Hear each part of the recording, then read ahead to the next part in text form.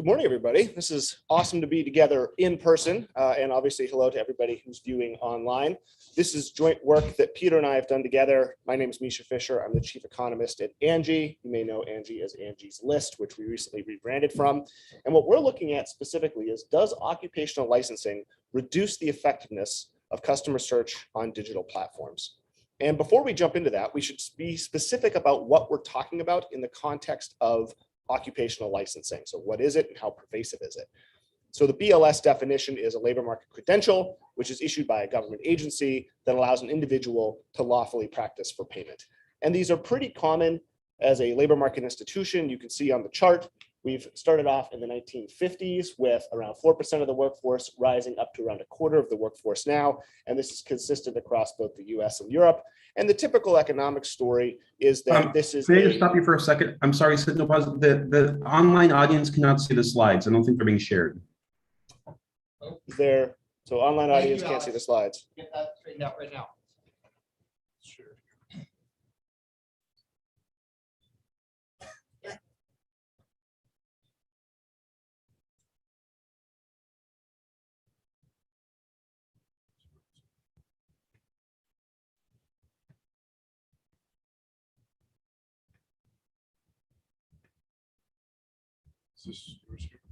Yep.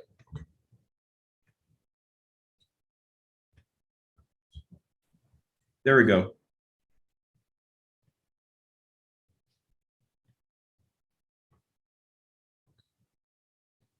Is that now viewable for the online audience? Yes, that's great. Thank you. Sorry to interrupt. Okay.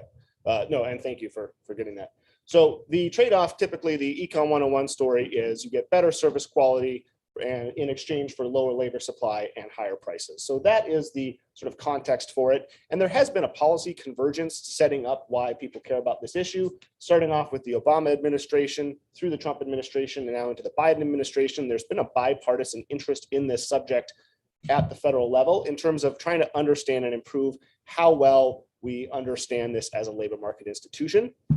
Moving on specifically to the motivation for this, digital technologies and digital platforms are supposed to provide this benefit of productivity gains to the marketplace. But there's this friction that goes on with this analog labor market restriction that exists. And so fitting this into trying to understand this trade-off, there's a couple of other pieces of research I want to highlight. One by Peter along with Bobby Chung that found that in an offline economy, licensing reduces employment share in occupations by 17 to 27%. And then also work that Chiara has done looking specifically at labor market platforms, and licensing reduces competition, but increases price, but doesn't improve overall service quality or the likelihood of hiring a service professional. And that is sort of two existing pieces that motivate where we're approaching this from. The way we're approaching this is we're looking at three specific research questions. Specifically, number one, what is the impact of occupational licensing on the likelihood that a customer engaged in search on a digital platform finds at least one worker who is legally permitted to do the work? And I'll walk you through specifically what that means on a later slide. The second thing is, are those impacts persistent?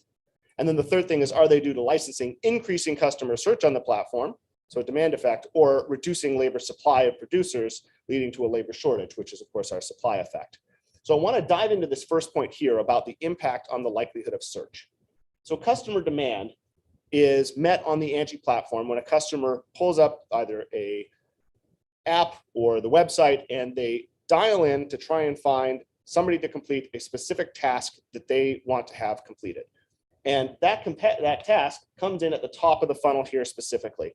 And this is important because not all of this demand is met. Roughly 40% of the demand is not met and not satisfied where we're looking at it. And it's not met because the customer search is unsuccessful.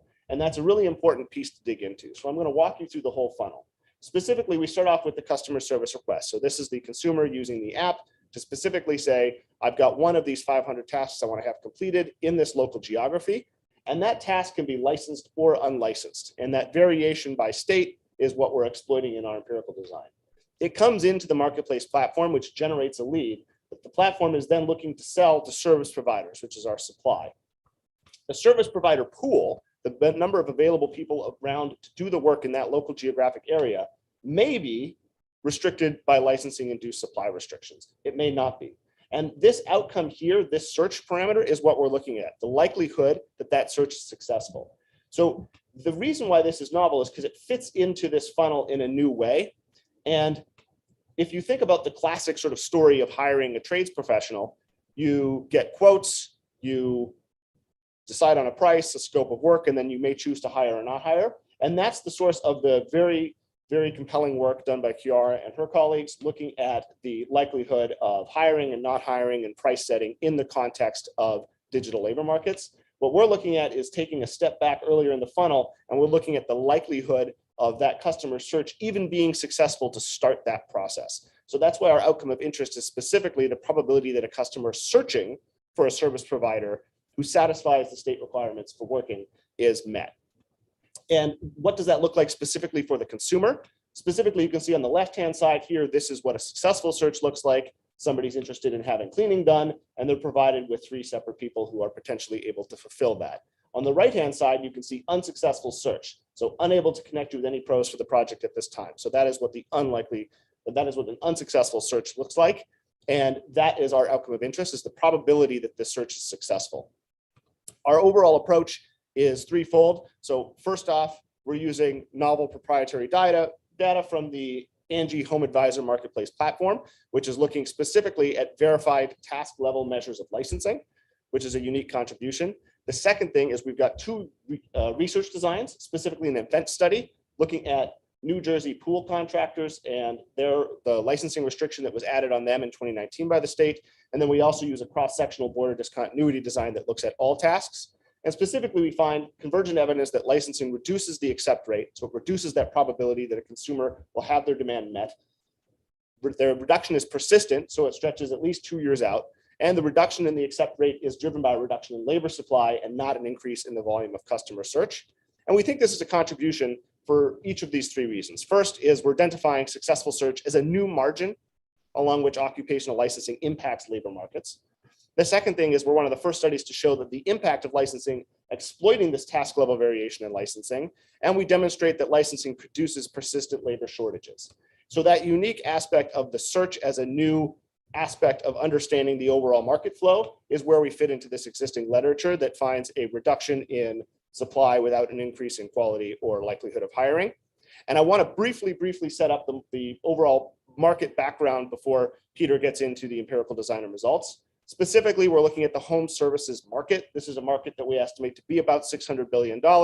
And the common tasks that are met are things like interior painting, bathroom remodels, new flooring, et cetera. The licensing component of it, you can see here, the platform specifically notes in the verbiage, we verify any applicable state level licenses, and we require every business to attest that they carry the appropriate local licensing to practice their trade.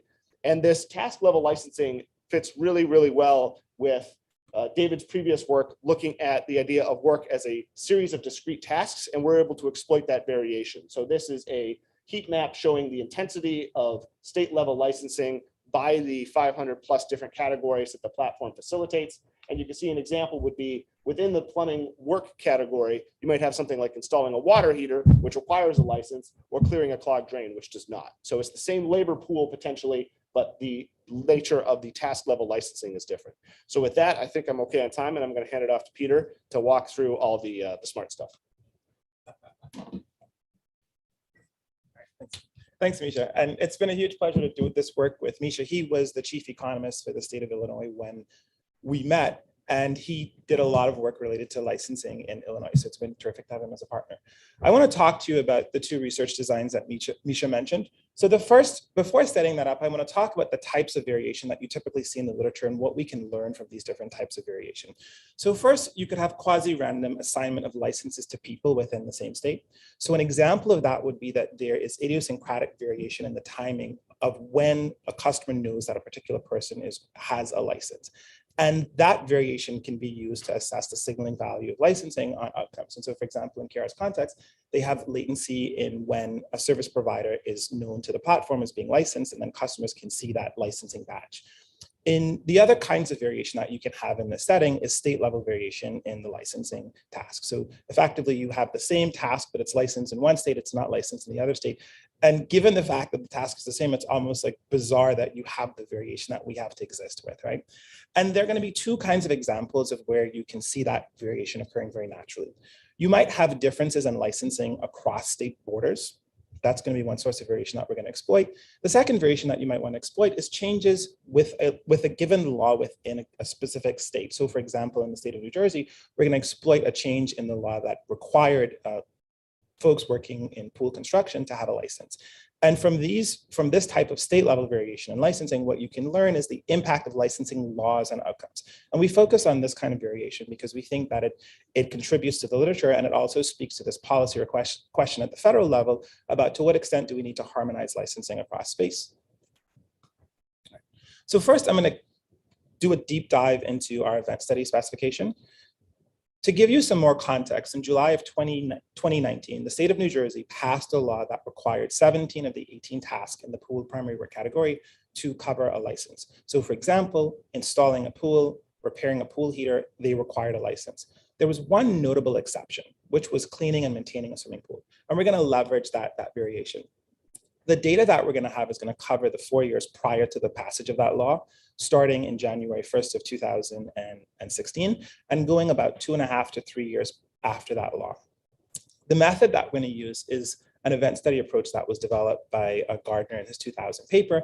And the short version of what this method is going to do is you're going to estimate the time and the unit fixed effects using just the never treated units. And then you're going to residualize that in the first step, and then you're going to take those residuals and then regress those on the event study dummies. And that's going to help you to get around some of the complications of just a standard two-way fixed effects model. I see Peter nodding his head because he's contributed very importantly to this literature. All right. Our model is going to be the following, and I'll walk you through this in detail so that you can have a context of what this is going to look like when we go to the boundary sample as well.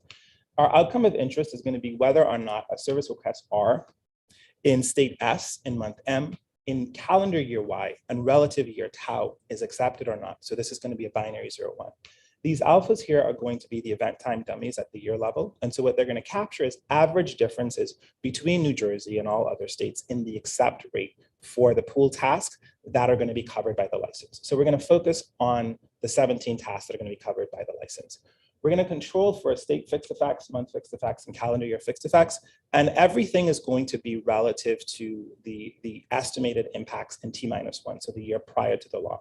So when you see the event study estimates for tau equals 0, this is going to be July 2019 to June 2020. That's going to be the first relative year, like after the law is passed. Okay.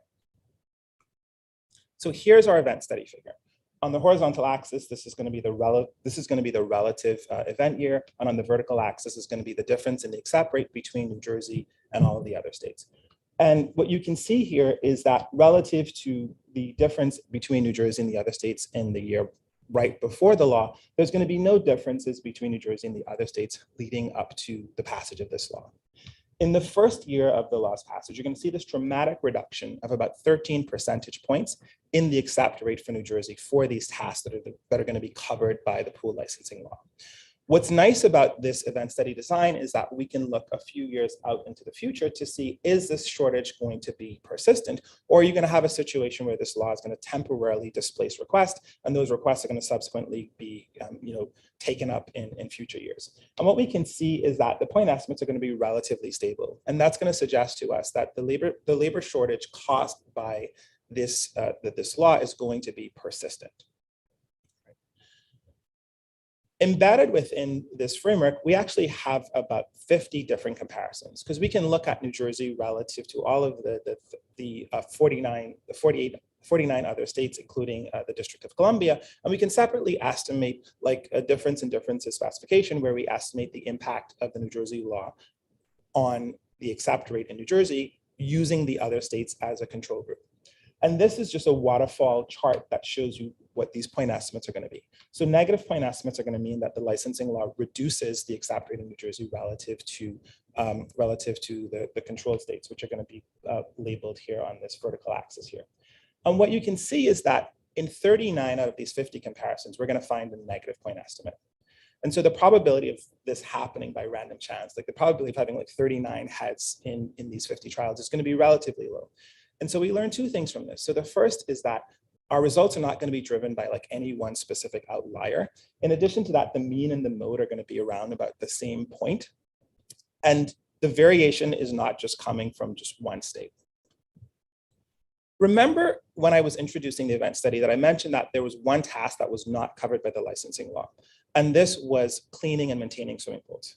So what we do here now is we look at whether or not there's differential impact of this law that was not covering swimming pools on, for cleaning and maintaining swimming pools on that. You might think about this as a placebo, or you might think that there could be spillover effects. We're not going to take a very strong stand on that. We're just going to try to approach this as empiricists and say, what are the data telling us?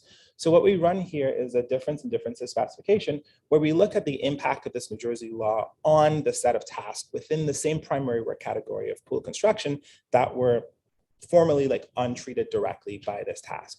And what you can see is that we don't find any evidence that there's going to be an impact of this law on these sets of tasks that were excluded. If anything, the point estimate is both economically small, statistically significant, and pointing in the positive direction. So this is the results from the pool study. Now, you might say, well, this is just like one specific example. And so what we want to do is we want to zoom out and then think of the universe of all of the tasks that we can, all of the tasks that we have in our data. Remember, we have like more than 400 tasks, and we're going to level the cross-sectional variation in states. I'm going to start off with a linear probability model to set up the framework for the boundary discontinuity design, because that's just going to be an extension of that model. It's also going to allow us to compare the point estimates between these two approaches. For the linear probability model, we're going to use all of the data in the year before the pandemic, and we're going to take a 10% random subsample of that data. And we're going to estimate cross-sectional differences in the accept rate that vary or that co-vary with differences in the licensing laws across the states.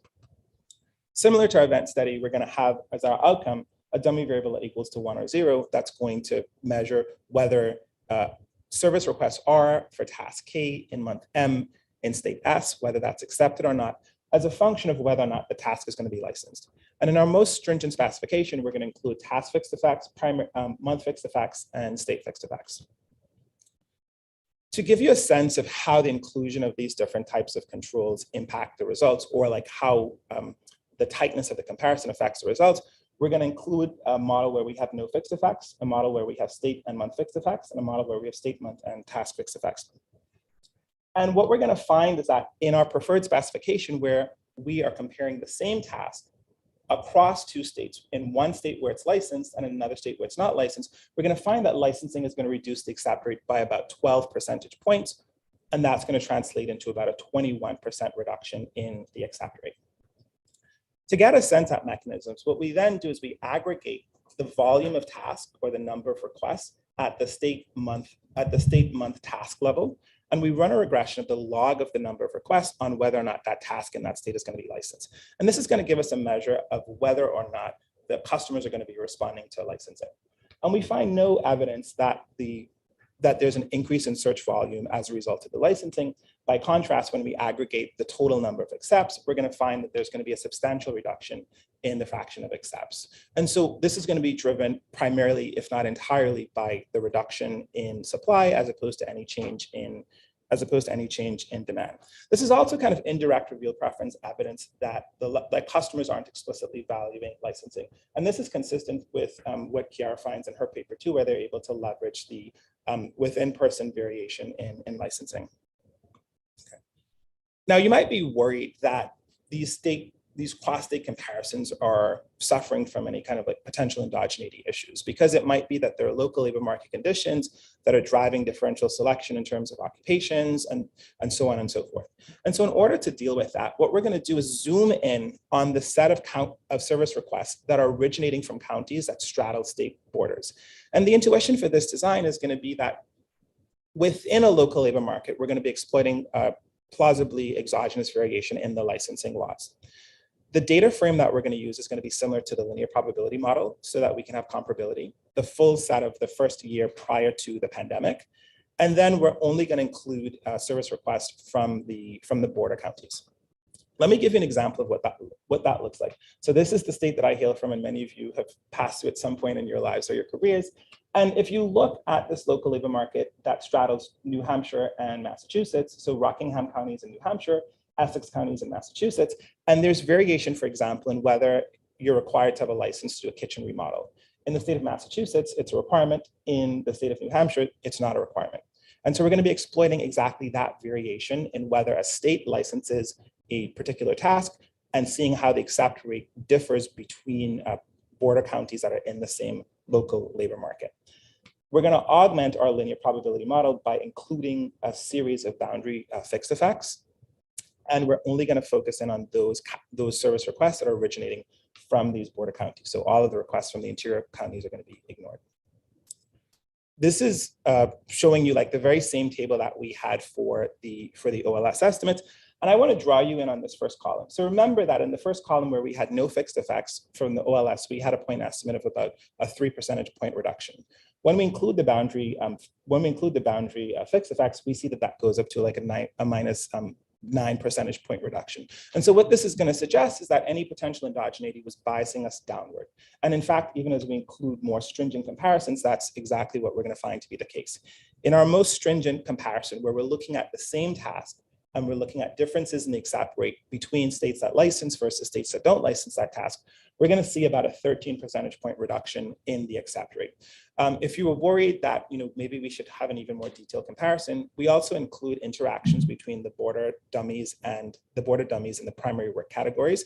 And we find that if anything, that's going to strengthen the results that we find. Okay, perfect. Thanks, David. What we do next is we want to understand whether licensing is going to reduce the accept rate because it's going to increase the volume of search because people can't find service providers and so they increase their search, or if instead it's going to reduce the amount of accepts. And so we do a very similar exercise where we do this aggregation at the task state level, and we regress the log of requests, which we take as a measure of the search volume on licensing, and we find very similar results too, where it's both a very economically small and statistically insignificant impact of licensing on the volume of search, but we find a rather large and statistically significant negative impact of licensing on the likelihood of accepts. And so the message across these three different analyses is pretty consistent in terms of what we see both in the time series and also in the cross-section. And so, we thought, let's talk to service providers. And we got some inspiration, Kiara, too, from your paper, because in Kiara's paper, they did a survey of consumers to understand to what extent are consumers aware of licenses and value those licenses. And what we do in here is kind of the companion of that to ask service providers, well, what would you predict about the impact of licensing on the likelihood that a customer can find somebody who can perform this task? And much to our surprise, so this was the question that we asked. They got the magnitude exactly right, but they thought that having a license would actually increase the likelihood that a customer could find someone who is looking for this task. Like, we did not cook the books at all. This is just what we found. And so it might be that they're thinking that the license allows for customers to more effectively screen, but in fact, what we're finding in our data is that the license functions as a supply restriction. And this highlights the importance of doing empirical work, because even experts might not fully understand the ways in which regulation could impact economic activity in their context. So to zoom out in the last minute that we have together, I want to return to the three questions that Mischa posed at the beginning of this talk. The first is, what is the impact of licensing on the likelihood that a customer engaged in search on a platform finds at least one person who's legally permitted to do that work? What we find across multiple specifications and identification strategies is that it's going to reduce this by about 11 to 16 percentage points, which is going to result in about a 16 to 27 percentage point reduction in the accept rate. This is eerily similar to what we found, what Bobby and I found in our paper in the offline labor market, which was confirmed by a paper that Evan Saltis and Morris Klein have found using data from the CPS. The second question that we asked is, are these impacts persistent? Because you might worry that, well, a customer doesn't find somebody today, they come back and search tomorrow and they find someone else too. The events from the results from the pool study estimate is going to suggest that these licensing a task is going to lead to a persistent labor shortage, right? And this is going to have potentially really large welfare implications, because not only do we find this impact in the online labor market, but from the existing work, we see these impacts in the offline labor market. And so customers who aren't able to find service providers online, they go offline. And from the results that we see in our prior work from the CPS, they're going to run into the same problem of a shortage of the number of folks who can actually do the work. And then finally, to think about what the mechanisms are, it could be that licensing was increasing the volume of search because it was making service providers more scarce. We don't find evidence for that. Instead, we find that licensing is directly reducing the labor supply. And so when we zoom all the way out and think, well, what are the broader implications for how we should think about labor market regulation and the effectiveness of technologies like digital platforms, which are supposed to make the labor market more efficient, we find that legacy regulation that was developed for the analog world could still impose a lot of negative impacts on the performance even of digital labor markets when the purpose was for these technologies to make digital labor markets efficient. And so we need to think a lot about adapting regulation to really match the ways in which technology is supposed to make our labor market more robust. So thank you very much. And I think I'm on the nose with time.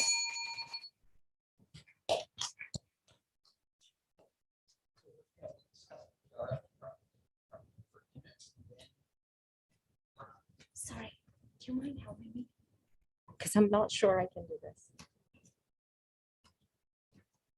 Okay. So I'm just going to open this.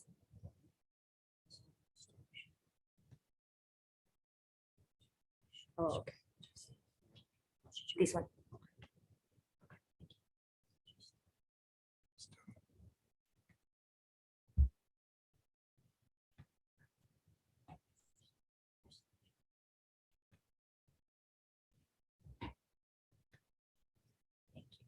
Okay. All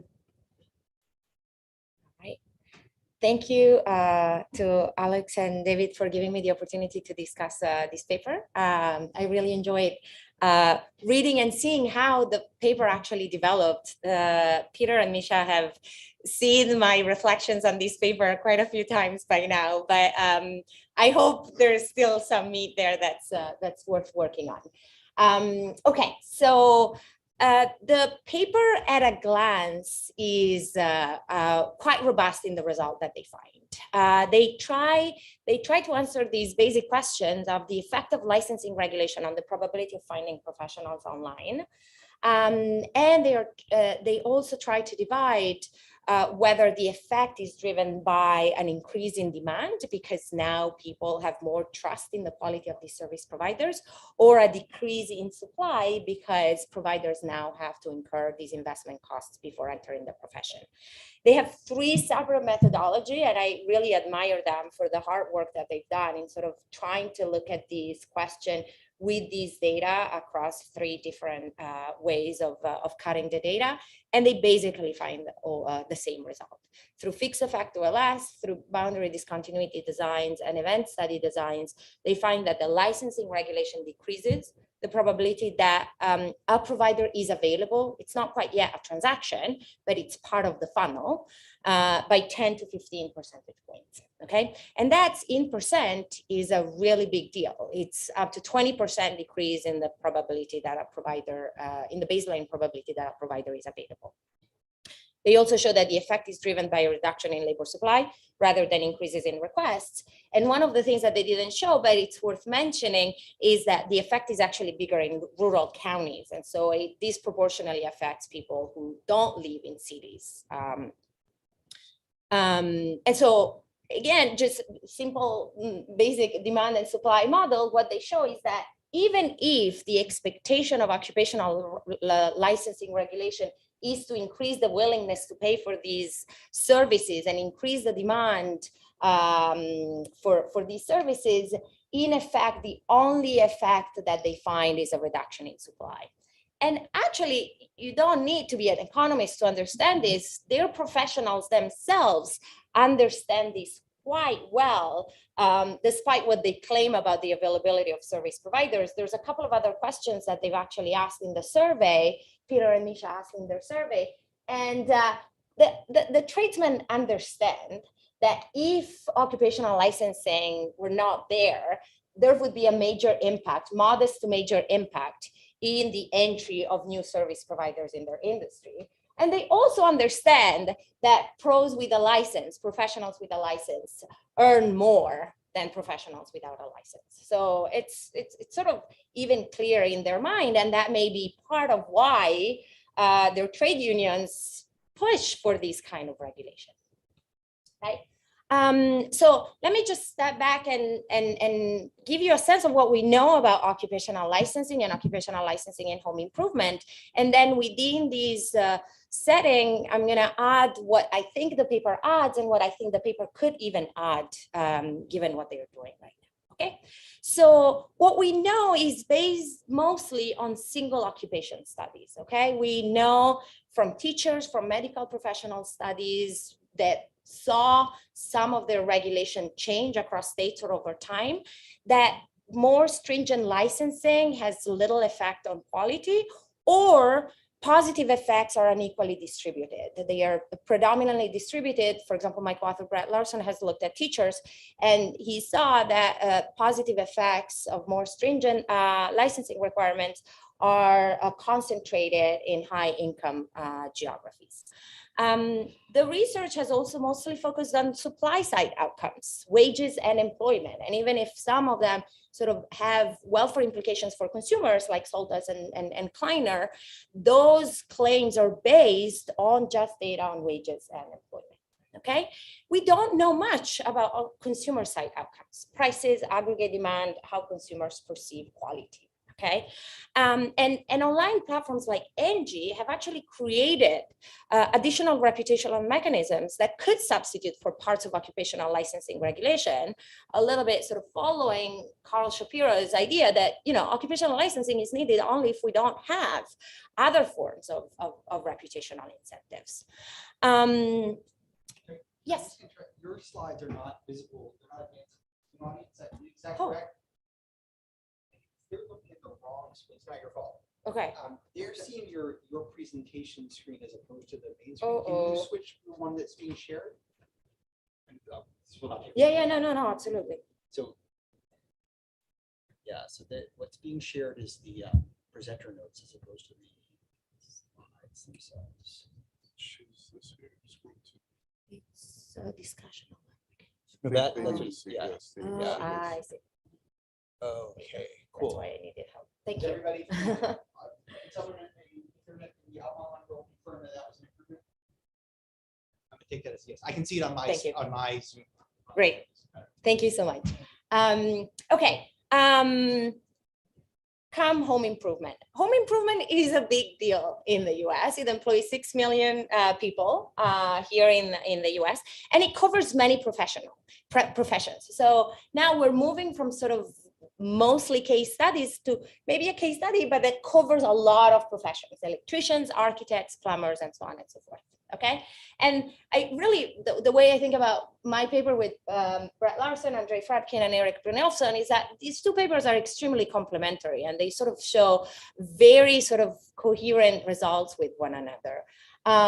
What we know is that online demand for home improvement services is large and growing. Over 20% of the population is actually looking for home professionals online.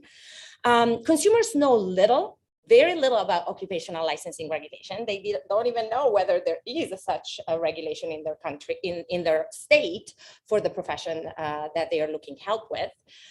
Consumers ignore licensing signals when choosing professionals, and for those states and occupations where we have licensing, more stringent licensing reduces competition and increases prices without an effect on how consumers perceive quality.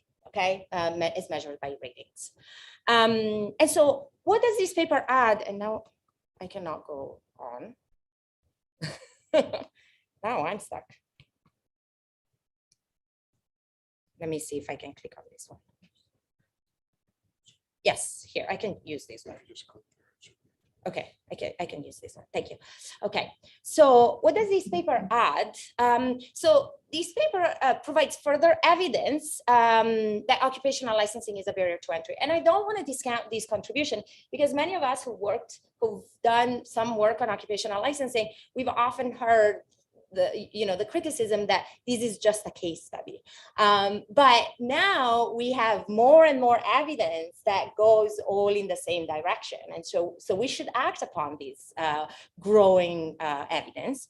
It offers confirmation that fixed effect OLS, when you have such huge micro data with such huge details of the tasks and the request, provide consistent results with sort of the quasi-random variation that the authors have in their data. And that's important for any of us who are using more and more these microdata that can increasingly control for a lot of the things that used to be unobservable in the past. It also exploit within occupation variation in licensing requirements, so across tasks, which is very neat. Nobody that I know of has been able to do this in this context, finding different margins where occupational licensing has bite, okay? So because of time, let me just go to the 3 things that I think the paper could add, okay? And all of these are based on pushing Angi to give Peter and Mischa more data, honestly, because they have really sort of sucked up all the juice of the data that they have, I believe. And so currently what they're looking at is one step of the funnel, okay?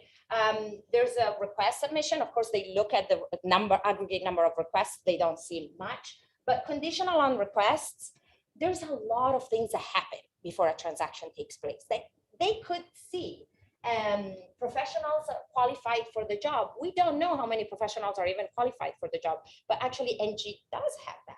And so is the result of reduction in availability of professionals due to sort of extensive margins, like there's just fewer people, or the intensive margins? Those people who are available are unavailable for this specific job because their schedule is busy.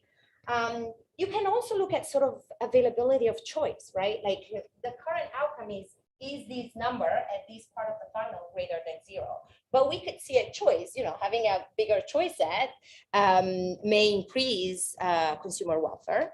And then you can look at other things that the platform can really track, whether the buyer requests a quote, what kind of quote that buyer is receiving, and so on and so on and so forth, to try and give a little bit more information about what are the biggest problem at what step of the funnel the biggest effect is appearing. The second thing is occupational licensing is designed to reduce asymmetric information. And so, and in the paper that I have with Andre, Brad, and Eric, we only have one measure of quality, right? Like whether the consumer leaves a 5-star review. But if you had more quality measures, I think it would be extremely important to really understand whether at least we're solving some of the asymmetric information that that occupational licensing was designed to solve. So I don't know whether you have complaints or you have sort of removals of service providers from the platform because of particular actions that they've taken. I think looking at those type of outcomes would go a long way in showing the countervailing effect of reducing supply, right? The possibility of increasing in some quality measures. And then finally, I think this is sort of more of a long-term objective of mine. I think oftentimes we think of occupational licensing as a black box, right? It exists or it doesn't exist. But in fact, there's a lot of nuances in the requirements within each type of occupational licensing regulation. There's schools, there are exams, there's fees, there's on-the-job training, and so on and so forth.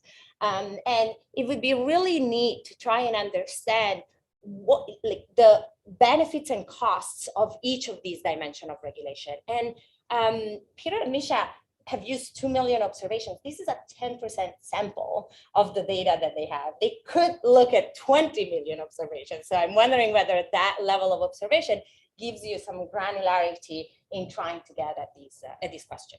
And with this, I'm done. And thank you again for inviting me. Okay, so now we'll take questions, and so I think we'll start with questions from the physical room, and then move to the online. Can you share the faces? Okay, go ahead, David.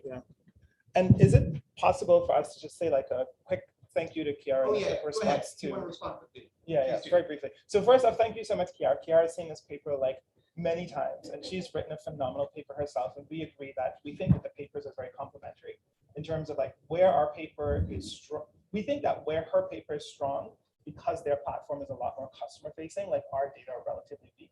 And so that's why like you should read her paper to really understand like what's happening on the customer side. Like the business model of our platform is a lot more focused on the supplier side, and we think that that's why we can specialize in a sense of trying to understand this. So we think about reading the two papers.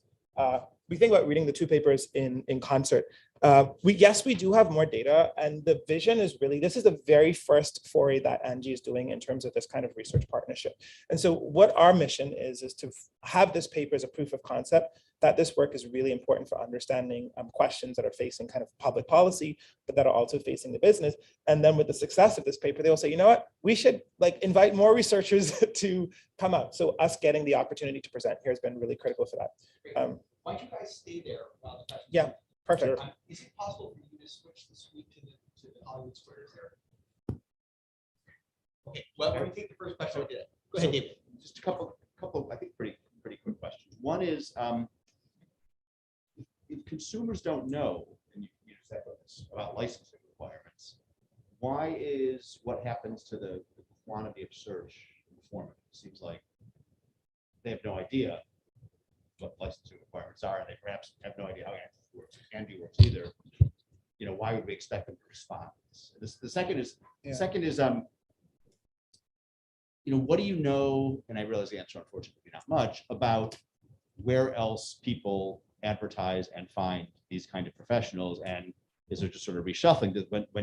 When since you guys enforce sources of the licensing, did the unlicensed move somewhere else? Yeah. And people know where to find it? Yeah, David, thanks for that question. So the first is, hold on, say your first question again. Sorry, I blanked. Customers don't know anything. Oh yeah, so first we think that that's an empirical question as to what customers know and don't know. So Kiara provided like really great survey evidence of that from customers, and then we can look at actual search. And so these are different ways of measuring the same thing too. Theoretically, we believe that one of the values of licensing is that it should provide this signal to customers. But if we find that customer search is not responsive to it, then that's something that we should definitely care a lot about. We should know. So it's an empirical question, and we provide evidence on that. With respect to your second point about, is there some, like, how important is Angi as a platform for search? And if search is unsuccessful on the platform, is it displaced? There are two things to note. We did a Google Trends search, a Google Trends like analysis of like how much do people look for home repair as a search term, and how much people look for home advisor as a search term. And basically like it ranges, the ratio of that ranges from about 0.6 to about 1. And so Angi is capturing like a lot of the search in this space in terms of being a very important platform.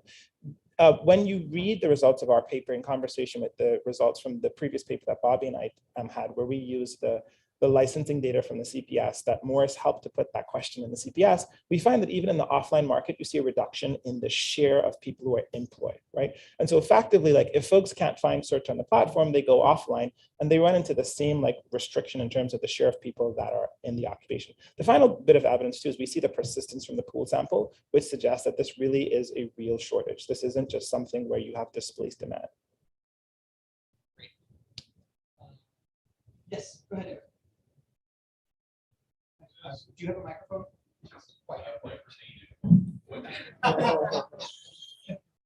You're projecting out to Berkeley.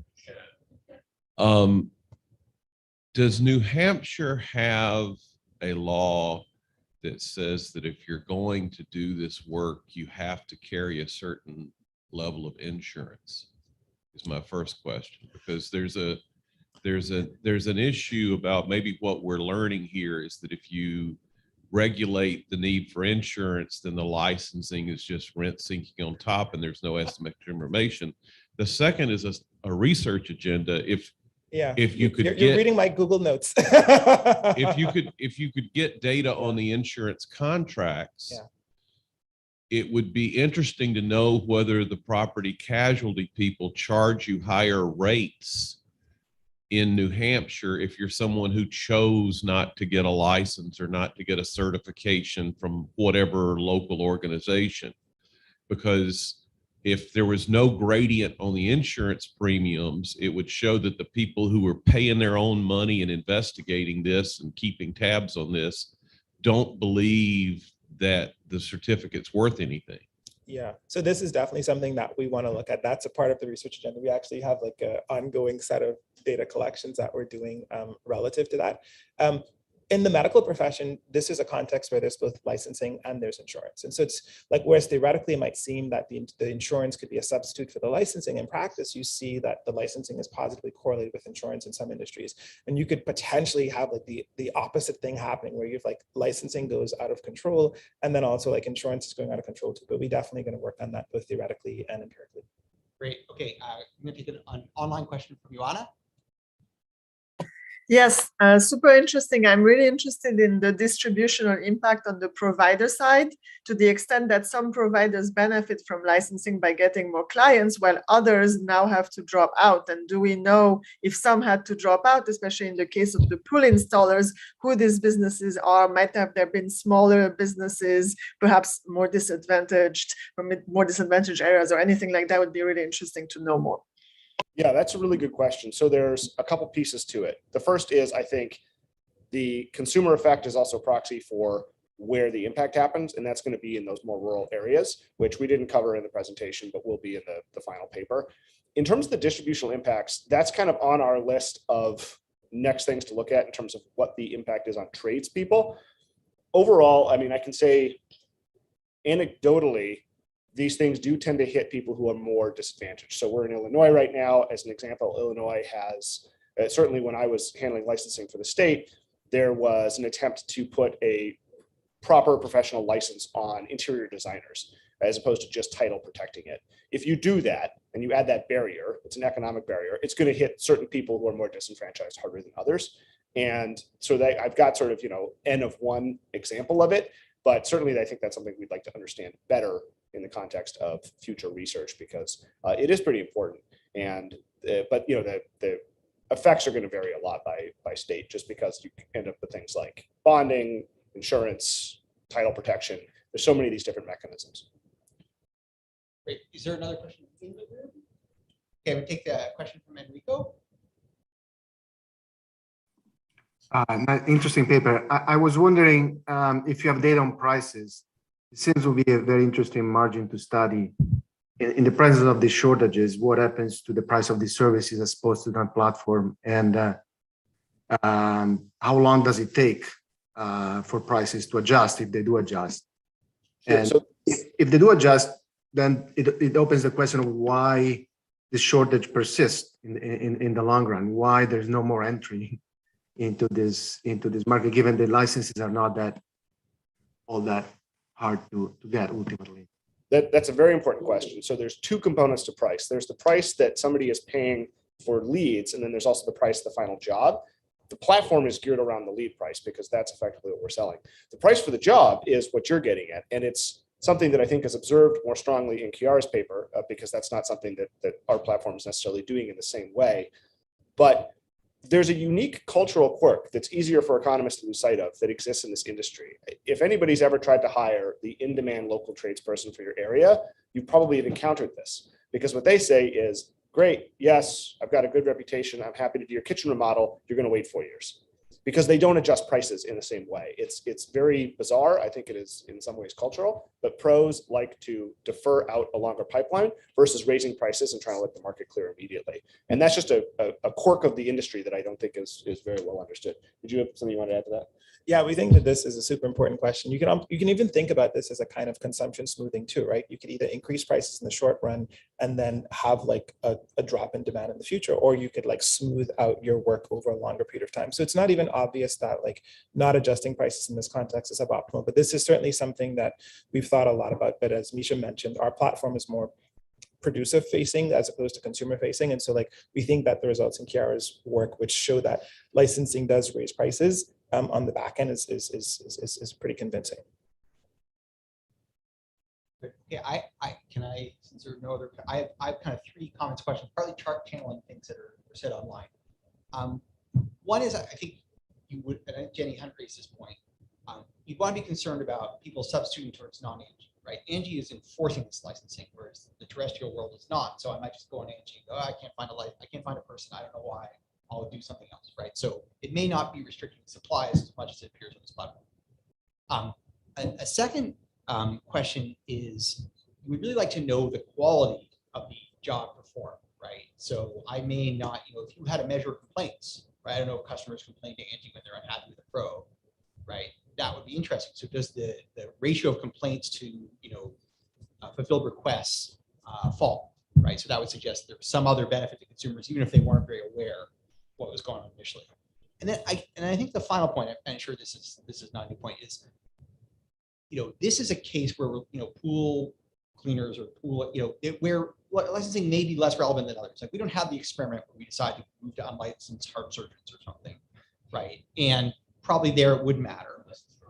Unless, or, for example, unlicensed electricians, right? That seems like a case where something could go really horribly wrong.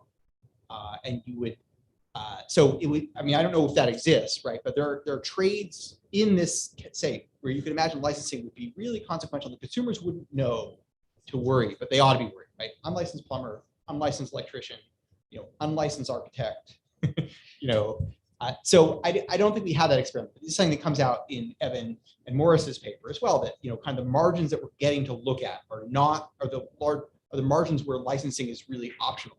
And the inframarginal ones are ones where it might really matter. So I know what you can say about that, unless some states start really, go all in with anti-licensing. Yeah. I'll take the first question and then I'll let Mischa take the second one. So in terms of the substitutes, what we find again is that Angi is a dominant player on this market. And then secondly, even if you look at the offline market where we have work and survey data, we actually see like a reduction of about 27 percentage points, 27% in the number of the fraction of people who can provide the service to. And so you almost see like a 1-for-1 reduction in our measure of labor supply on the platform in proportion to the reduction in actual labor supply in the offline market. And so we think that is pretty compelling evidence that there isn't really a substitution. Mischa, I'll pass to you for the other two. Yeah, so if I remember correctly, correct me if I'm missing the second components of the question, but it would be interesting to find out, how well insurance companies could handle risk, right? Because there's the reputational component, and then there's also this risk component. And, I don't imagine any jurisdiction is going to figure out if insurance companies can regulate brain surgeons just on the risk without the licensing paradigm. But I do think that there's enough variation in the state level data on these sorts of things that you could get at it. We nearly had this happen in Texas when the plumber's license expired, and then obviously the That would government. have been a great. That would have been amazing Not good for experiments. consumers, but great for the economy. Well, we would find out if it was good for consumers or not, right? I guess we. I'm a product. Yeah, yeah. So but it's interesting. I just don't think we know. The practice of some of these things does go back, I think, pre-license. So maybe that would be the only way we could get at it, is if we went back to Edison and Tesla feuding and figuring out how much of the installs were done by pre-license. Did that answer your question? Yeah, great. And we only want, it sounds like Kevin has a final comment, then we're gonna take a 3-minute break. Okay. Yeah, in the spirit of adding to your research agenda, and I have no idea how you do it, but you guys are smart. It seems the trade-off between reputation and licensing depends on how quickly I find out whether somebody did a bad job. So, And how revocable and how fixable it is, right? yeah, Like you could find out you got a bad heart surgery, but yeah, probably won't leave a 0 stars when I die. No, precisely. And if there's a way of thinking about there are certain types of jobs where I know right away the electric job, my house might not burn down for 7 or 8 years, right? That's not going to work very well. Yeah, there's a lot of information asymmetry in the marketplace. I think it might be one of the most asymmetric markets there is, because not only do consumers not necessarily know what things cost, they don't know how long things take, they don't necessarily observe quality, and you also have lots of times consumers don't even know what they want, right? Because they might hire somebody to do interior design to decide what their remodel looks like. So it's a hard market and a hard thing to understand in that I think sense. the point is the variation in asymmetry. Yes. I know if my painter did a good job. I don't know if my electrician. exactly. Right. All right. Yeah, Thank you all. we're already